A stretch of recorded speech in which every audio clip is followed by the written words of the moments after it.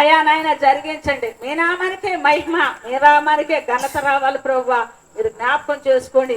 వెనకాల చెవి గ్రహించగల హృదయం, సమ్మతిగల మనస్సు, అయా ఒదిగి ఉండే మనస్సు అయా ఇచ్చి, అయా ఇది నాయన మీరే మీరే మీరే ముచ్చటించి వారి హృదయములకు వాక్యం పంపించి మీరే నాయన నీరు కట్టి ఫలింపు దయచేయండి. మీరు జ్ఞాపకం చేసుకోండి. నీ దాసుడు నిలబెట్టి మరుగుపరిచి మాట్లాడమని మాట్లాడగలిగిన యేసుక్రీస్తు నామములో ప్రార్థన సమర్పించుకుంటున్నాను తండ్రి.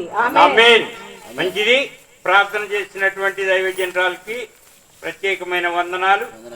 దేవుని దయలో, దేవుని ప్రేమలో మరి యేసురాజు గారి నిమిత్తం, యేసురాజు గారి నిమిత్తం, యేసురత్నం గారి నిమిత్తం,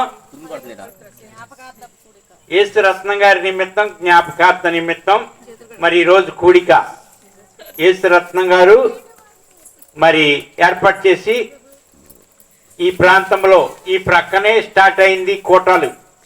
అసలు ఇక్కడికి ఆరాధన రావటానికి వచ్చినప్పుడు మగపిల్లలు ఎవరైనా ఉన్నారు అంటే ఆయనే కొంచెం దగ్గుకుంటూ వచ్చి ఆ చోట్లో ఆ టెంట్ కింద కూర్చొని మాట్లాడుతూ ఉండేవాడు. అయ్యగారు రాత్రి కాదు కానీ పగలని, పగల కాదు కానీ రాత్రి అని. ఎందుకని పోటీ ఉండేది మాకు ఇక్కడ ఈ చిన్న గ్రామానికి. పోటీ ఉన్నప్పుడు మరి పెద్ద మనసు చేసుకుని ఈ ఆరాధన నిలబడాలని, ఈ చోట్లో కూటాలు జరగాలని ఆయన ఏర్పాటు చేసుకుని ముందుకు నడిపించుకుంటా ప్రతి విషయంలో ఫోన్ చేసి అయ్యగారు వాన వచ్చింది వద్దులే అనుడు, అయ్యగారు ఇక్కడ జనం చేస్తున్నారు వద్దులే అనుడు, అయ్యగారు ఇక్కడ గొడవ అయిందిలే వద్దులే అనుడు.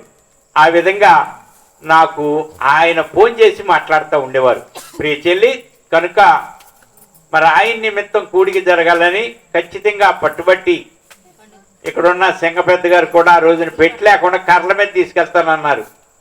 కుదరదో, కర్రల మీద అయితే అయ్యగారు రారు, పెట్టి తెస్తేనే ఆయన ఇక్కడ ఉంటారు, మీతో ఉంటారు, ఆ కార్యక్రమం జరిపిస్తారని ఒక మాట చెప్పడం జరిగింది. ఆ మాట కుటుంబం వినటం జరిగింది. పెట్టిలో పెట్టి జాగ్రత్తగా ఒక చాట దాచాం. అయినప్పటికీ కూడా సంవత్సర దినాలు అయిన కారణాన వారి భార్య అయితే అందయ్యా మరి నా దగ్గర అయితే పరిస్థితి బాగోలేదు, పిల్లలు చూస్తే అక్కడొకళ్ళు ఉన్నారు, సంఘానికి పలారం పెట్టి ఆ సమాధి కాడికి వెళ్ళి ప్రార్థన చేసి వద్దామన్నా అన్నారు. అంటే అది కాదమ్మా కుటుంబం పెట్టాలన్నాను. ఏదయ్యా నా దగ్గర లేదంది. యేసురత్నం గారి పేరట ఖచ్చితంగా జరుగుద్దమ్మా, నువ్వు అలాగుండా అన్నాను. మరి ఆటోమేటిక్గా మరి ఏం జరిగిందో ఏమో, కొడుకులు ముగ్గురు కలిసి భుజం వేశారు. భుజం వేసి కూటంగా జరగటానికి వారి భార్యలు అంటే భార్యలు కూడా పోటీ అయిపోతే కుదరదమ్మా. ఎందుకన్నా తెలుసా, భర్త ముందుకు నడవాలంటే భార్య సపోర్ట్ ఉండాల్సిందే. ఆ సపోర్ట్ లేకపోతే ముందుకెళ్దాం. ఎందుకనంటే కళ్ళారా చూసేయాల. మరి ఒకరి మీద ఒకరు రిస్క్గా పడిపోయి ఎక్కడో ప్రయాణం చేయలేదని ఆగిపోయారు. కూటాన్ని గురించి ఆలోచన లేదు, ఎక్కడికి వెళ్ళాలని. మరి ఒక ఆయన అయితే కాదు ఇక్కడే ఉండాలని ఆగి చూస్తున్నారు. ఈ కూటంలో పాలు పంపులు పొందుతున్నారు. ఎంతమందికి మేలు చేశాడో యేసురత్నం గారు, ఎంతమందిని ఓదార్చాడో యేసురత్నం గారు. ఈ ప్రాంతంలోకి వచ్చాక ఎవరి సంగతి నాకెందుకు కానీ నాకు మట్టికి నిలబడ్డాడు. నాకు మట్టికి కుడిభుజంగా నిలబడి ఆ మందిరం కట్టే విషయంలో, మరి ఆ స్థలం రాసే విషయంలో ఆ ప్రెసిడెంట్ గారి దగ్గరికి వెళ్ళి అయ్యగారు ప్రెసిడెంట్ గారు లేరు ఇలా వద్దన్నాడు. అలాగే మరి ఆయన ఇక్కడి నుంచి బండేసుకెళ్ళి ఆయన దగ్గర కూర్చుని మాట్లాడి ఒక మందిరం నిమిత్తం ఆయన నిలబడి భార్యాభర్తలు ఇద్దరు కూడా మరి ఆ కార్యక్రమాన్ని చేసిన ఆయనకు కూడం జరగకుండా దేవాతి దేవుడు ఆపుతాడా? ఆయన నిమిత్తం ఏది చేసినా ఎందుకనో గారు ఎందుకనే ఉంది, ఆయనకున్న నీతిని బట్టి, ఆయనకున్న సంగతిని బట్టి. ఏమి నీతి అండి బాబు, ఆయన ఎప్పుడు బీడీ కాల్చేవాడు ఏదేదని. నీ ముందు నీకు కనపడింది బీడీయే, మరి దేవుడికి ఏం కనపడిందో నాకు తెలియదు. కనుక ఆయన్ని జ్ఞాపకం చేసుకోవడానికి జ్ఞాపకార్థముగా మొట్టమొదటిగా కొరింథీయులకు రాసిన పత్రిక, మొదటి కొరింథీయులకు రాసిన పత్రిక అధ్యాయము 11, 24, 25 వచనాలు. 24 చదివినా 25 చదివినా పర్లేదు. దానిని విరిచి ఇది మీ కొరకైన నా శరీరము, నన్ను జ్ఞాపకం చేసుకున్నటకై దీనిని చేయుడని చెప్పాను. ఆ ప్రకారమే చాలమ్మా. చూడండి, జ్ఞాపకం చేసుకుంటానికి ఈ రోజున అంటే యేసురత్నం గారు ఇక్కడ లేరు, ఆయన జ్ఞాపకం చేసుకుంటున్నాం. ఆయన జ్ఞాపకం చేసుకునే విషయంలో ఈ రోజున అంశం ఏంటి? జ్ఞాపకము, జ్ఞాపకార్థం. ఆ జ్ఞాపకార్థం నిమిత్తం వాక్యం ఏం చెప్తుందో జాగ్రత్తగా తీసుకోండి. ఒక 30 నిమిషాల లోపులోనే ముగుస్తుంది. 5 వచనాలు ఉంటాయి. అంటే ఈ రోజున జ్ఞాపకార్థం గురించి మరి ఇద్దరు భార్యాభర్తలు ప్రయాణం చేయాల్సిన వాళ్ళు కూడా ఆగిపోయి ఉన్నారు. దూర ప్రాంతం వెళ్ళాల్సిన వాళ్ళు ఏం చెప్తాడో అయ్యగారు జ్ఞాపకార్థం ఏంటోనని ఆగి ఉన్నారు. ఏదైనా దేవుడు మీతో మాట్లాడును గాక. అంటే జ్ఞాపకార్థం మనము జ్ఞాపకం చేసుకోవటానికి, మనం జ్ఞాపకంగా ఉండటానికి ఏం చేస్తాము? కొంతమంది జ్ఞాపకంగా ఉండటానికి కొన్ని చేస్తారు. కానీ బైబిల్ లెక్కల ప్రకారంగా జ్ఞాపకాన్ని గురించి చెప్తుంది యెహోషువ గ్రంథము 4:7. ఏం జ్ఞాపకం చేసుకున్నారు అన్నాడు? అది యోర్దానును దాటుచుండగా అమ్మా, యోర్దాను నీళ్లు ఆపబడిన గనుక ఈ రాళ్ళు చిరకాలము వరకు ఇశ్రాయేలీలకు జ్ఞాపకార్థముగా ఉండునని వారితో చెప్పవలెను. చూడండి, మొట్టమొదటిగా జ్ఞాపకార్థానికి ఆనాడు ఇశ్రాయేల్ ప్రజలు వెళ్ళుచూ ఉండగా, వాళ్ళు వెళ్ళుచూ వస్తూ ఉండగా, యోర్దాను దాటుచూ ఉండగా నీళ్ళంట ఆపబడినవి. ఆపబడినప్పుడు జ్ఞాపకం ఏంటి? ఆ చోట్ల ఉన్న రాళ్ళు తీసుకొచ్చి బయట పెట్టి, ఇదిగో ఈ రాళ్ళు జ్ఞాపకార్థం. ఏది?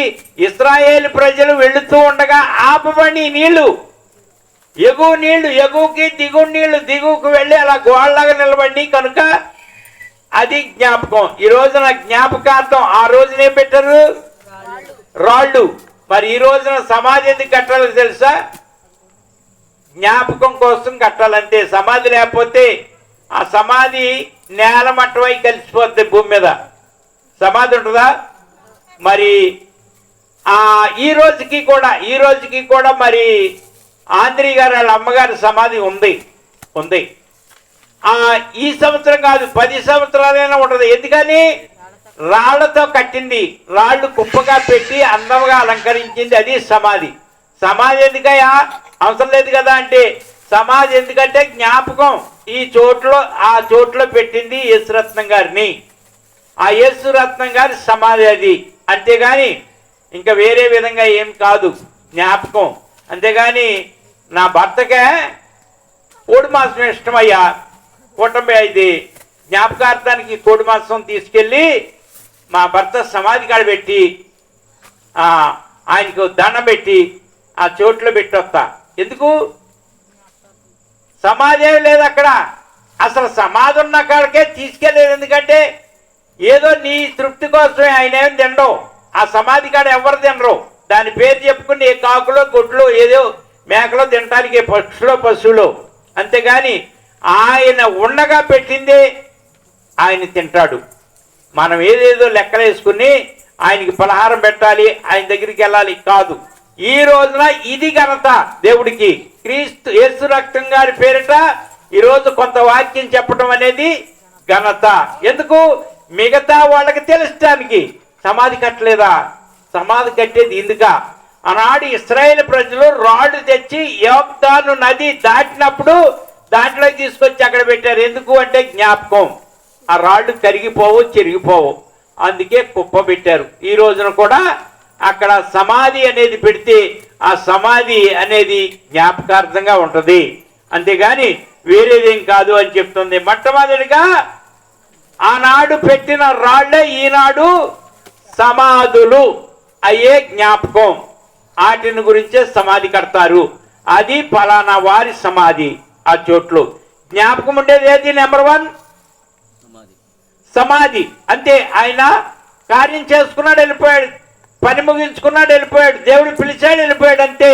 ఆయన వెళ్ళిన తర్వాత నువ్వు చేయాల్సిందంటే జ్ఞాపకార్థం ఏంటంటే సమాధి. నెక్స్ట్ ఆ సమాధి పేరిట సంవత్సరం వచ్చింది కనుక సంవత్సరానికి ఒక్కసారి ఆయన నిమిత్తం జ్ఞాపకం చేసుకో. అదే అన్నాడు, ఇది నా శరీరము, నన్ను తినడానికి జ్ఞాపకం చేసుకోండి. తిన్నాడు ఆయన, తిన్నాడు కాబట్టి పెట్టిలో పెట్టాం, లేకపోతే మనకేంటికి మీ ఇష్టం వచ్చినట్టు చేసుకోండి నన్ను, అంతేనా? ఆయన రక్షించబడ్డ బిడ్డ ఏమనుకుంటున్నారు? ఆయన పెట్టిలో పెట్టాలి, భద్రం చేయాలి. ఆయన లేవవలసి ఉన్నది, మరొకసారి ఆయన లేస్తాడు. లేచి ఒక చోటుకి వెళ్ళాల్సిన సమయం ఉంది కనుక అది జాగ్రత్త చేయటం మన ధర్మం అని నిలబడ్డాడు మన ఆంధ్రి గారు. దాన్ని బట్టి పెట్టాము. అది సమాధి అయితే ముందుకి అది కుటుంబ విషయం, సమాధి కట్టాలి. నా నాన్నగారి జ్ఞాపకార్థం ఉండాలని కొడుకులు, నా భర్త నిమిత్తం ఉండాలని భార్య. ఈ విధంగా మరి చేయలేకపోయారు. దాని గురించి మనకేం లేదు. కానీ ఏదేమైనా కూటమే మేను, కూటమే మేను, దేవుని వాక్యమే మేను కనుక ఈ రోజున చెప్పబడింది జ్ఞాపకార్థంగా. నెంబర్ 1 ఏంటి? రాళ్ళు. ఆ రాళ్లే సమాధి. నెంబర్ 2 అంటే గుర్తుగా ఉండడానికే సమాధి రాళ్ళు. అంతేకాని ఆ మనిషికి ఆ స్థితి ఎలా వస్తుంది? ఆ మనిషికి ఆ స్థితి సమాధి కట్టడానికి, ఆయన భద్రం చేయడానికి వచ్చే స్థితి ఏంటి అనేది ఒకసారి తీసుకున్నాం. ఎఫెసీయులకు రాసిన పత్రిక 2 అధ్యాయం 12. అపోస్తలుడైన పౌలు గారు ఆ కాలమందు ఇశ్రాయేలీలతో సహపౌరులు కాక పరదేశులను వాగ్దాన నిబంధనలు లేని పరజనులను నిరీక్షణ లేని వారును లోకమందు దేవుడు లేని వారై ఉండి క్రీస్తుకు దూరస్తులై ఉండిరని మీ జ్ఞాపకం చేసుకుందో. మేము ఈ స్థితిలోకి వచ్చామంటే మేమేదో పొడి చేసాం, మేమేదో చేసేసాం కాదు. మనము కూడా ఒకప్పుడు క్రీస్తుకు దూరస్తులమై ఉన్నాం. ఈ లోకంలో దేవుళ్ళు లేకుండా ఉన్నాం, అవునా కాదా? యేసురత్నం గారు కూడా ఒక క్రమంలో దేవుడు లేడు, దేవుడు అంటే ఆయనకి తెలియదు. ఆ స్థితిలో ఉన్నవాడు దేవుడు అంటే తెలుసుకుని దేవుళ్ళు ఎదిగి పాటలని, ప్రార్థనని, వాక్యమని తెలుసుకుని రక్షించబడి ఉన్నాడు గనక ఆయన దేవుని పేరట ఈ రోజున పోవటానికి అర్హుడై ఉన్నాడు. దేవుని పేరట జ్ఞాపకార్థం చేయటానికి అర్హుడై ఉన్నాడు.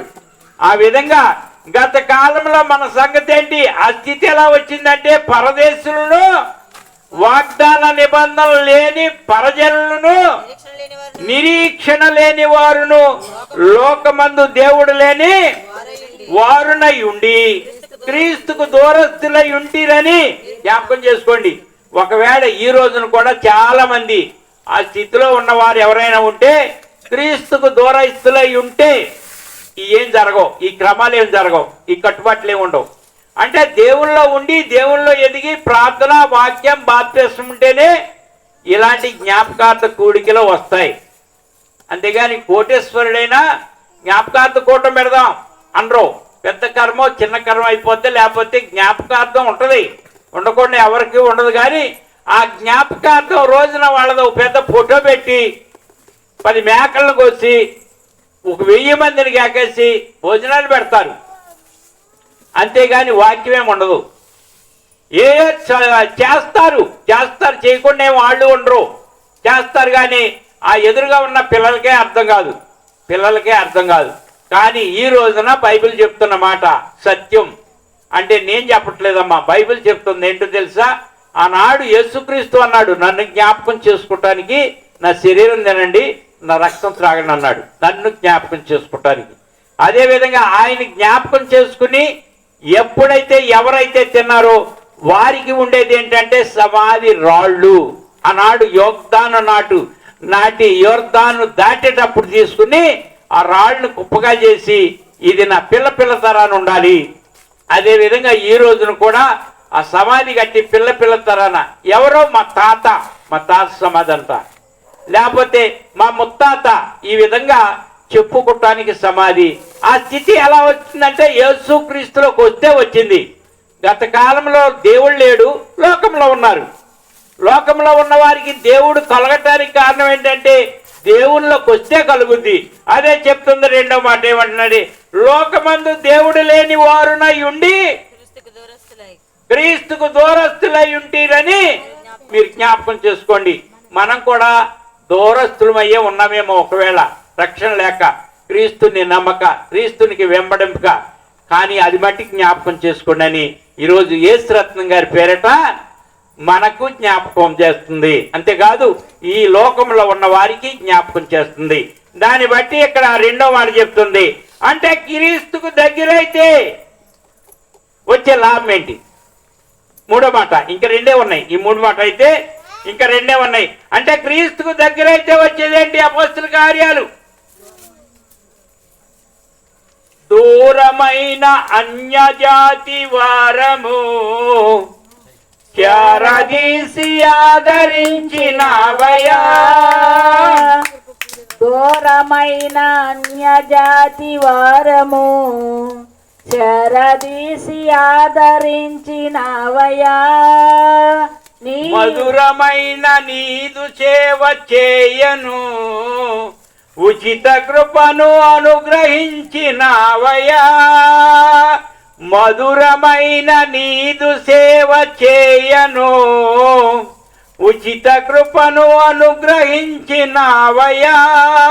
నీవే జ్ఞానాధారం మా ప్రగతికి మూలం, నీవే జ్ఞానాధారం మా ప్రగతికి మూలం, మా కలల సాకారం. నిన్ను బట్టి అతిశయించుటే మాకున్నది, అంతకంటే మాలో ఏమున్నది. నిన్ను బట్టి అతిశయించుటే మాకున్నది, అంతకంటే మాలో ఏమున్నది. హల్లెలూయా. ఇక్కడ చెప్పుచున్న మాటను బట్టి 11వ అధ్యాయము 16వ వచనంలో, అపోస్తల కార్యాలు 11వ అధ్యాయము 16వ వచనంలో, అప్పుడు యోహాను నీళ్లలో బాప్తిస్మిచ్చిన గాని మీరు పరిశుద్ధాత్మలో బాప్తిసం పొందురని ప్రభు చెప్పిన మాట నేను జ్ఞాపకం చేసుకుంటుని. ఏం చెప్పాడంట? నీళ్ళలో బాప్తిసం పొందేశాం, మేము బాప్తిసం పొందేసామండి. ఇకేం చేసిన పర్లా భూమి మీద. చెల్లె మేరమ్మ గారేనా యేసమ్మ గారు కొంతమంది అనుకుంటున్నారు బాప్తిసం తీసేసుకున్నామా అని. పర్లేదు, ఇక డైరెక్టే. అక్కడోళ్ళు ఎక్కడోళ్ళదే కుదరదమ్మా. తర్వాత ఇంకోటి ఉందంట. ఏంటది? పరిశుద్ధాత్మ దేవుడితో, పరిశుద్ధాత్మలో బాప్తిసం ఉందంట. అంటే అది ఎవరు ఇస్తారండి? యేసుక్రీస్తు అని ఆయన ఇస్తాడు. అంతేకాదు అగ్నిలో కూడా ఇస్తాడంట. మరి అగ్నితో కూడా ఇస్తాడంట. అదేంటండి? అది ఎలా ఇస్తారండి? అంటే మనం పడిన నీతిని బట్టి, మనం కష్టపడిన దాన్ని బట్టి, మన జీవితాన్ని బట్టి ఏం చేస్తాడంటే ఒక పునాది అనేది ఇవ్వబడదంట. ఆ పునాది క్రీస్తు అనే పునాది అంట. దాని మీద మొత్తం అన్ని వేసి డుప్పు తగిలిస్తాడంట అగ్ని, పరిశుద్ధాత్మ. అప్పుడు కాలకుండా ఉన్న ఆత్మే ఆయన తీసుకెళ్ళి బంగారపు పట్టణంలో పెట్టుకుంటాడు. అంతేగాని మేము బాప్తిసం తీసుకున్నామండి, బాప్తిసం తీసి బాగానే ఉందండి, పాట ఏమన్నా వచ్చండి? పాట రాదండి. ప్రార్థన ఏమైనా చేస్తారండి? చేయనండి. ఎక్కడికి వెళ్ళిపోతారు? డైరెక్ట్గా వెళ్ళిపోతారంట యేసు దగ్గరికి. వెళ్తారు. వెళ్ళలేదని అయితే నేను అన్నాను, వెళ్తారు. కానీ వెళ్ళినప్పుడు ఏమిస్తారంట అక్కడ? పరిశుద్ధాత్మలో. నేనైతే అయ్యగారు బాప్తిసం తీసుకుంటాను అనగానే యేసురాజు గారు నీళ్ళు పెట్టేయండి అంట. నీళ్ళు ఆయన పెట్టేస్తాడు. నేను వచ్చి బాప్తిసం అయితే ఇస్తా. చెల్లి తర్వాత పరిశుద్ధాత్మతో ఇచ్చే పని ఉంది. ఎవరిస్తారంట? అది రాయబడే ఉందా? లేకపోతే నేను చెప్పాను? ఏమని చెప్తే చదవండి ఒకసారి. అప్పుడు యోహాను నీళ్లలో బాప్తిస్మం ఇచ్చెను గాని మీరు పరిశుద్ధాత్మలో బాప్తిస్మము పొందదనని ప్రభు చెప్పిన మాట. ఇది దేవుడు చెప్పిన మాట అమ్మా, యోహాను చెప్పింది కాదు. దేవుడు చెప్పిన మాట. ఆ మాటే బైబిలు, ఆ మాటే గ్రంథం. ఆ మాటలన్నీ కూడా దీనిలో ఉన్నాయి. దాన్ని జాగ్రత్తగా గ్రహిస్తే ఆయన తీసుకెళ్ళి ఎక్కడ ఆత్మలో ఇచ్చినా, ఎంత అగ్నిలో వేసినా కలుతారా? దానికి రుజువు ఏమన్నా ఉందా? అగ్నిలో వేసినా కాలకుండా ఉండే రుజువు ఏమైనా ఉందా? అది అగ్నిగుండంలో బడుసులు బతికుండగానే గిరటేశారంట.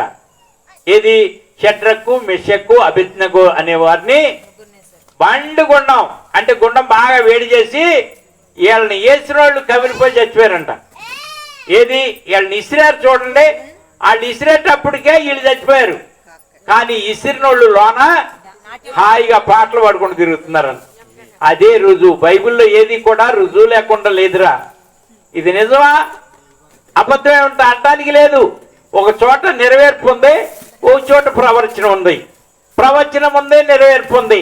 కానీ ఆ నెరవేర్పుని చదవని వాళ్ళు ఈ ప్రవచనాన్ని చూసి నిజమా నిజమా నిజమా క్రీస్తు శరీరాన్ని ఎట్టా తింటారయ్యా పీక్కున అని ఆనాడు పరిసయ్యులు సద్దుకాయలు కూడా అన్నారు. ఆయన తింటం అంటే అది కాదు, ఆయన మాట చెప్పాడు, ఇది నా శరీరం దీన్ని తినండి, ఇది నా మాట దీన్ని వినండి, ఇది నా పాట పాడండి. ఈ విధంగా ఉంటే మీరు పాడగలరు, ఈ విధంగా ఉంటే మీరు జీవించగలరు. పాడాలనుందే ఒక తల్లికి. మధ్యాహ్నం పొద్దున పాటల్లో పాడుతుంది, పాడాలనుంది. గొంతు లెగట్ల, గొంతు పొంగురు వచ్చేసి అతి కష్టం మీద పాడటానికి ట్రై చేస్తుంది. ఎప్పుడన్నా పాడుతుంటే మందిరంలో ఆ గొంతు సహకరిస్తుంది. పాట పాడాలి. అంతేగాని కొంతమంది పిల్లలకి గొంతు పెగలదంతే. చట్టి పిల్లల కాడి నుంచి ఎందుకని తెలుసా, కల్లారి ముద్దుగా పెంచుకుంటూ వాళ్ళు అనగానే వెంటనే ఆ నీలబుడ్డో ఇది పాలబుడ్డో ఏదో నోట్లో పెడితే ఇంకా గొంతు ఎవలేస్తుంది. ఏడిసి ఆ గొంతు ఎప్పుడైతే సరళమైందో అప్పుడు అందమైన పాటలు వస్తాయి. ఎక్కువగా పాటలు పాడేది ఎవరో తెలుసా, మన పిల్లలయ్యే. వాళ్ళు ఎందుకనంటే ఫుల్గా పాలు ఇచ్చేసి పనికెళ్ళిపోతుంది తల్లి. మళ్ళీ తల్లి వచ్చాక పాలు ఈ మధ్యలో ఏడిసి ఏదన్నా వాళ్ళ అమ్మమ్మ కానీ ఎవరన్నా ఉంటే అరే ఎందుకురా ఏడుతున్నావు అని కాసి నీళ్ళు పోతే అంతవరకే. ఆ ఏడిసి ఉన్న దాని మీద ఈ రోజున సింగర్లు ఎవరైనా ఉన్నారంటే మన పిల్లలే అవునా. ఆ విధంగా ఉంటుంది. అదే బాగున్నోళ్ళకైతే ఏడుస్తారా. ఒకవేళ ఇంకొకళ్ళు పెడద్ది పని మనిషిని, ఏది పాలపేక ఒకటి ఉంటుంది రెడీగా అనగానే మన నోట్లో పెట్టేస్తారు, అంత ఏడిసే పనే లేదు. కనుక ఈ రోజున చెప్తుంది ఏంటంటే, ఈ రోజున ఎంత సుందరమో ఆ పరలోకము, అంతా సువర్ణమే ఏమి చిత్రమో. ఎంత సుందరమో ఆ పరలోకము, అంతా సువర్ణమే ఏమి చిత్రము. చేరాలనుకుంటే ఆ పట్టణము, యేసయ్యకి ఇవ్వాలి నీ హృదయము. చేరాలనుకుంటే ఆ పట్టణము, యేసయ్యకి ఇవ్వాలి నీ హృదయము.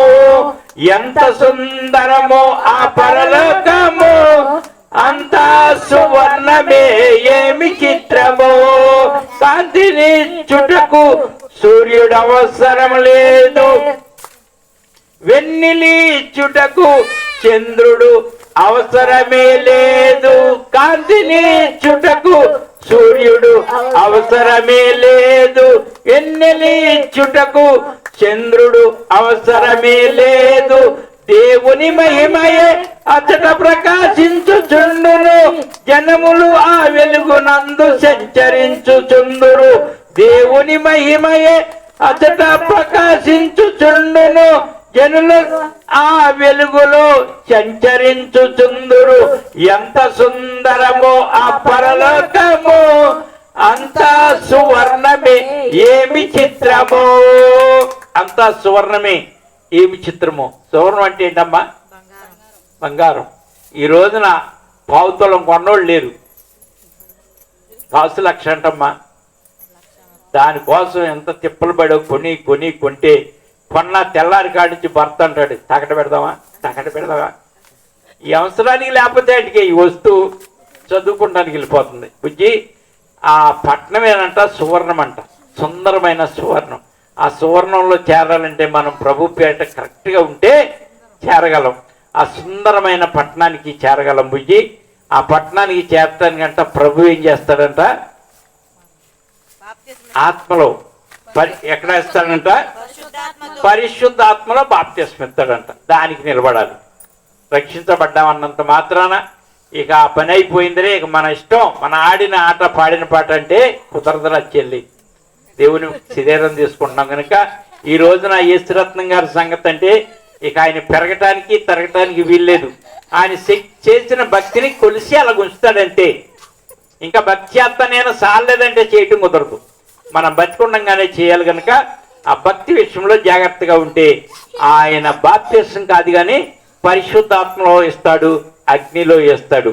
కనుక నేను బాప్తిసం పొందేశానని సంకల్పం కొట్టుకోవటం కాదు కానీ దేవుళ్ళో జీవిస్తున్నామనే ఆశ, ఆనందం ఉండాలి.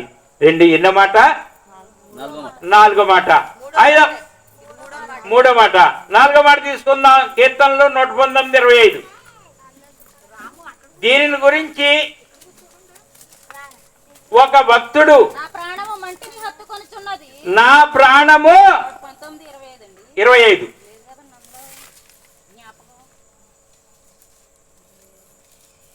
కీర్తనలు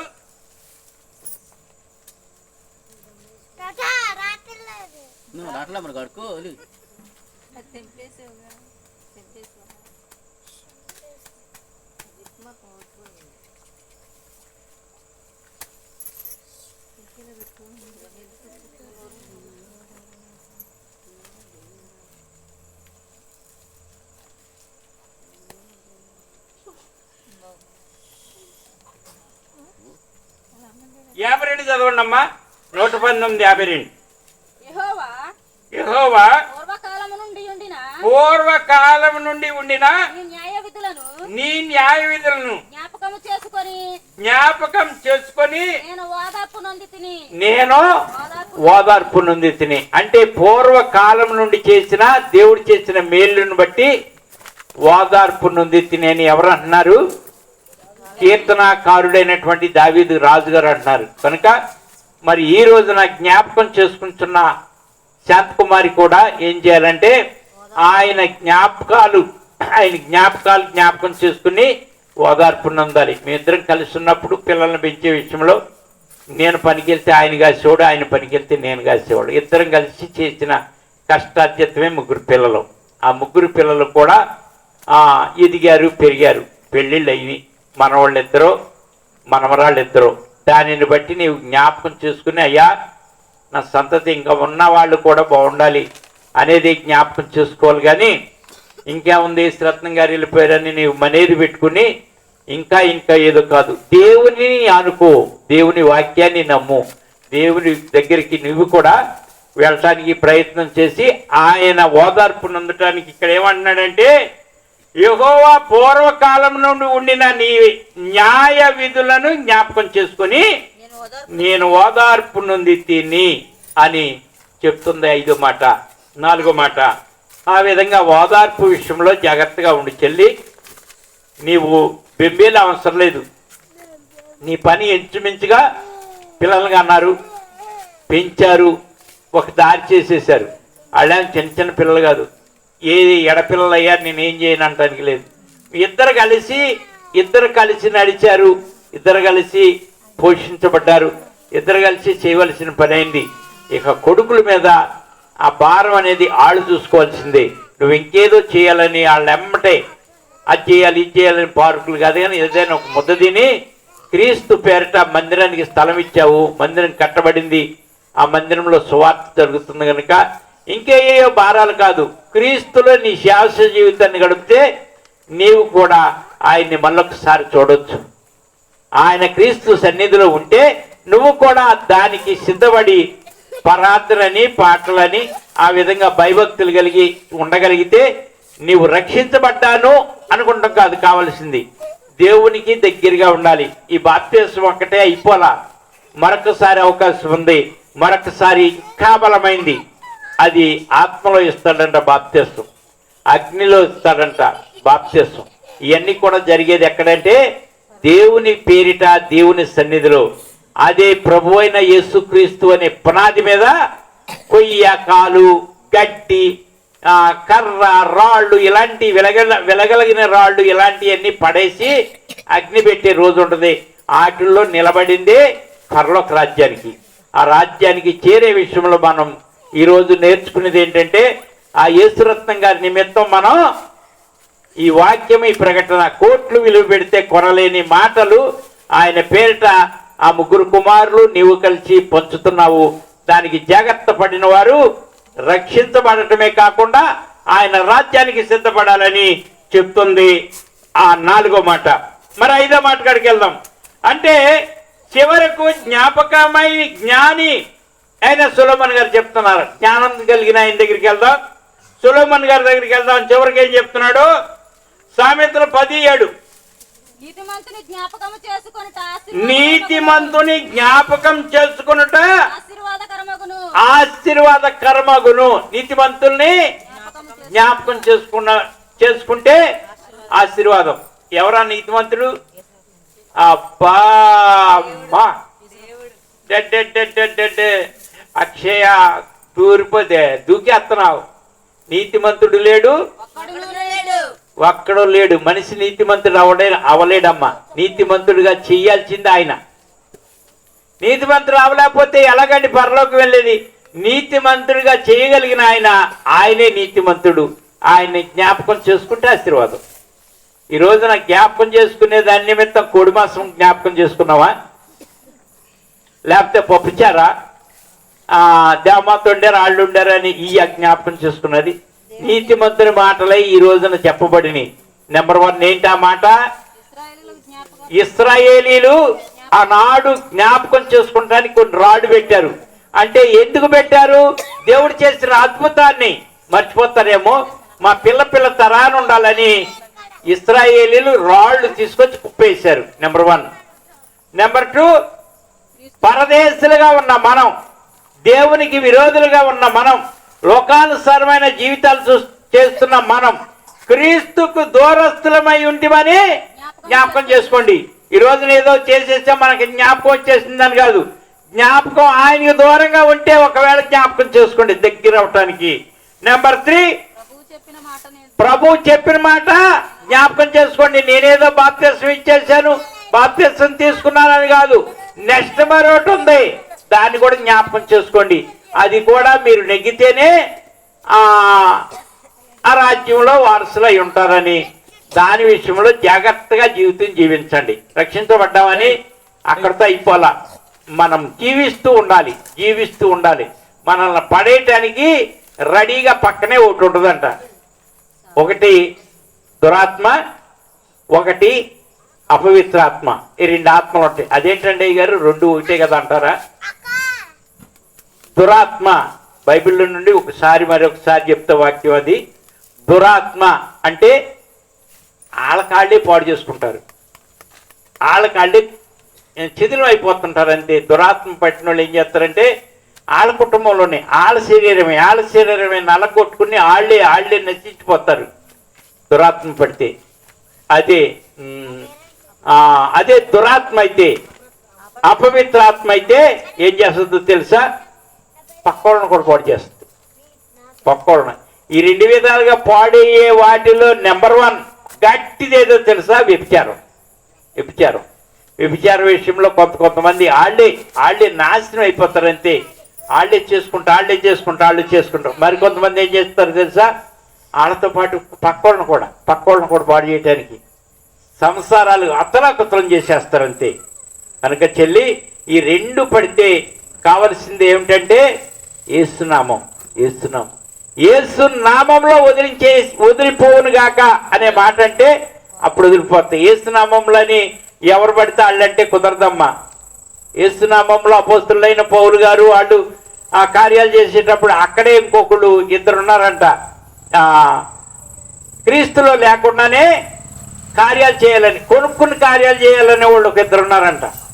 వాళ్ళు వచ్చి, అరే మా నాన్నగారు ఇన్ని చేస్తున్నారు కానీ కార్యాలు జరగట్లేదు, అపోస్తులు వీళ్ళు పౌలు గారు వీళ్ళు అంటే యేసునామమున పౌలు కాకంటే పోతున్నాయి అని, అరే రండ్రా మేము చేస్తాం కార్యాలని 2 అటు పవిత్రులే వాళ్ళని తీసుకొచ్చి, అపవిత్రాత్మతో ఉన్న వాళ్ళని తీసుకొచ్చి యేసునామమున పౌలు కాకన్నారంట. అప్పుడు దెయ్యాలన్నీ అంట, యేసును మాకు తెలుసు, పౌలు మాకు తెలుసు, శీలా మాకు తెలుసు, వీళ్ళు భక్తులై ఉన్నారు, యేసు ప్రవక్త అంటే యేసు దేవుడై ఉన్నాడు, ఆయన నామంలో ఏదైనా పోద్ది. కానీ మీరేంట్రా, మీరు దేనికి సంబంధించిన వాళ్ళని గుడ్డలు ఊడిపోయిందా గుట్టారంట, బట్టలు ఊడిపోయిందా గుట్ట, బైబిల్లో ఉంది అది. కనుక ఎవరు పడితే వాళ్ళు యేసు నామం అంట కుదరదు, యేసు నామంలో జీవించాలి, అప్పుడు అడగాలి, అప్పుడే అవి వెళ్ళిపోతాయి, అప్పుడే వెళ్ళిపోతాయి. అంతేగాని బయట ఉండి యేసు నామంలో ఏం పోవు. అపవిత్రాత్మ పట్టిందా, దురాత్మ పట్టిందా, దాన్ని వదలాలంటే యేసు నామమే, యేసు దగ్గరికి రావాలి, యేసుక్రీస్తు దగ్గరికి వస్తేనే. నాడు చాలా దయ్యాలు పట్టినోడు ఒక ఆయన ఉన్నాడు, మీకు తెలుసు కదా. యేసుక్రీస్తు అక్కడికి వెళ్తుంటేనే ఎక్కడో శ్మశానాల్లో ఉన్నాడు అన్నారు. అయ్యా అప్పుడే వస్తున్నాయంటే ఇంక బోళ్ళంత సమయం ఉంది కదా నీకు అని. చాలా దెయ్యాలు పట్టినాయి అంట. ఆ దెయ్యాలు పట్టినోడు రాళ్ళు గట్ట ఇసిరి ఎవరిని కొట్ల, ఆడి శరీరం వాడే పాడు చేసుకునేవాడు, రక్కేసుకున్నాడు. చూసి భయవేసేదంట, ఏంట్రా రక్తాలు వస్తున్నా రాళ్లతో కొట్టుకుంటున్నాడని. ఏంటంటే పట్టింది ఏంటి, దురాత్మ.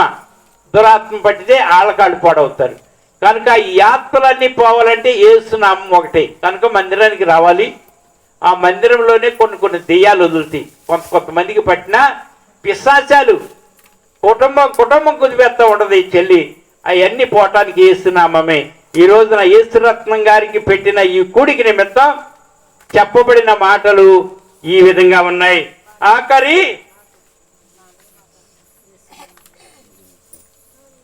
ఈ విధంగా అవన్నీ కూడా జరుగుతాయి. యేసుని నామమును ఉచ్చరించగానే సాతాను సైన్యము వణుకుచున్నది. యేసుని నామమును ఉచ్చరింపగానే సాతాను సైన్యము వణుకుచున్నది.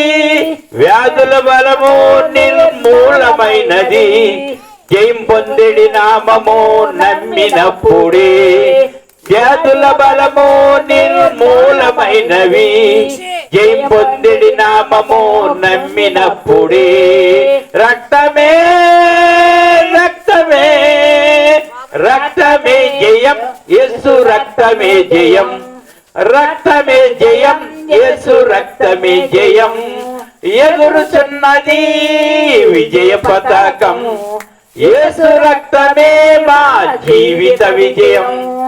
ఎగురుచున్నది విజయ పతాకం. యేసు రక్తమే మా జీవిత విజయం. హల్లెలూయా. మన విజయమే యేసు రక్తం. ఆ యేసు రక్తాన్ని నమ్ముకున్నటువంటి యేసు రత్నం గారి జ్ఞాపకార్థం ఈ విధమైన ఆశీర్వాదం మనకు. నీతిమంతులను జ్ఞాపకం చేస్తూ, నీతిమంతుడు మన ప్రభు అయిన యేసు, ఆయన జ్ఞాపకం చేసుకుంటేనే మనకున్న అపవిత్ర ఆత్మలు పోతాయి, దురాత్మలు పోతాయి. అంటే అపవిత్రత పోతే దురాత్మ పోతాయి. ఈ రెండు పోవాలంటే యేసులోనే ఉన్నది. ఒకవేళ ఇంకా ఏదో ఆలోచన చేసుకుంటా ఇంకా అక్కడే ఉండొద్దు. దేవుళ్ళలోకి రండి, దేవుణ్ణి నమ్ముకోండి, ఆయన పేరట ఉండండి. అంతేగాని ఇంకా ఏదో ఆలోచన చేసి అలాంటివి కాదు. కానీ యేసురత్నం గారి నిమిత్తం చెప్పబడిన ఈ 5 వచనాల ప్రకారంగా జీవిద్దాం. నీతిమంతుడు స్నేహం చేద్దాం, మనం కూడా నీతిమంతులుగా ఉందాం. కొద్ది మాటలు దేవుడు దీవించిన గాక. ఆమేన్. తండ్రి కుమార